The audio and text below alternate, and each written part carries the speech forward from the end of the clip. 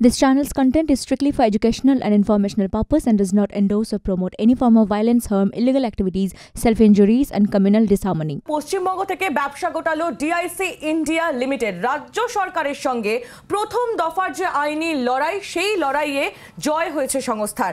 যে সিদ্ধান্ত সংস্থার তরফ থেকে নেওয়া হয়েছে, এ রাজ্যে ব্যবসা আর তারা টানতে চায় না। করোনার পর থেকে ব্যবসায় মন্দা চলছে এবং তার জেরেই এই সিদ্ধান্ত। বন্দর কর্তৃপক্ষ থেকে নেওয়া জমির ভাড়াও বেড়েছে, তাই কলকাতার ইউনিট বন্ধ করার সিদ্ধান্ত নিয়েছে এই সংস্থার সিদ্ধান্তকে খারিজ করে রাজ্য শ্রম দপ্তর এবং তারপরেই আইনি লড়াই শুরু হয় কলকাতা হাইকোর্টে এবং তারপরই প্রথম দফার আইনি লড়াইয়ে জয় পেল ডিআইসি ইন্ডিয়া লিমিটেড। পশ্চিমবঙ্গ থেকে ব্যবসা গোটালো ডিআইসি ইন্ডিয়া লিমিটেড। রাজ্য সরকারের সঙ্গে প্রথম দফার আইনি লড়াইয়ে জয় পেল এই সংস্থা। এ রাজ্যে আর ব্যবসা টানতে চায় না তারা।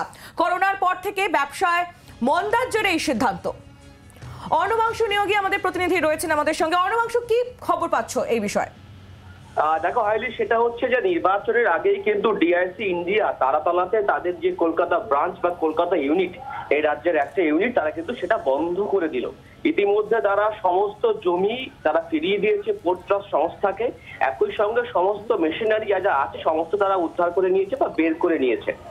ডিআইসি ইন্ডিয়া তারা বলছে যেটা যে করোনার সময় থেকে তাদের ব্যবসায় মন্দা চলছে এই রাজ্যে, যদিও সেটা অন্য রাজ্যে তাদের সমস্যা হচ্ছে, আহমেদাবাদ বা তোমার হচ্ছে নয়ডা, কোথাও এই সমস্যাগুলো হচ্ছে না, কিন্তু এই রাজ্যে তাদের অনেকটাই ঘাটতি গেছে। তার মধ্যে পোর্ট ট্রাস্ট অফ ইন্ডিয়ার যে জমি, তার ভাড়াও কিন্তু দ্বিগুণ হয়েছে।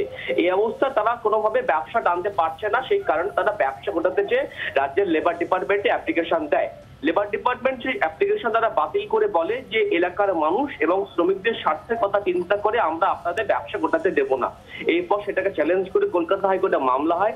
সেই মামলা দীর্ঘদিন চলে, যেখানে কিন্তু সংস্থার হয়ে সওয়াল করেছেন জিষ্ণু সাহা, অর্কপ্রভ সেন, তারা আইনজীবীরা সওয়াল করেন এবং সেই মামলায় আদালত, বিচারপতি আদালত মামলা অনুমতি দিয়েছে যে সংস্থা তাদের সিদ্ধান্ত নিতে পারবে। সেই অনুযায়ী সংস্থা কিন্তু তারা বন্ধ করে দিল। প্রসঙ্গত রাজ্য সরকার একটি আপিল মামলা করেছে, সেই মামলা এখনো শুনানি হয়নি, কিন্তু সিঙ্গেল বেঞ্চের নির্দেশ এবং সমস্ত সিদ্ধান্ত অনুযায়ী কিন্তু পশ্চিমবঙ্গ থেকে ডিআইসি ইন্ডিয়া তাদের ইউনিট কিন্তু বন্ধ করে দিল। বাংলার আওয়াজ, বাঙালির আবেগ, জি 24 ঘন্টা।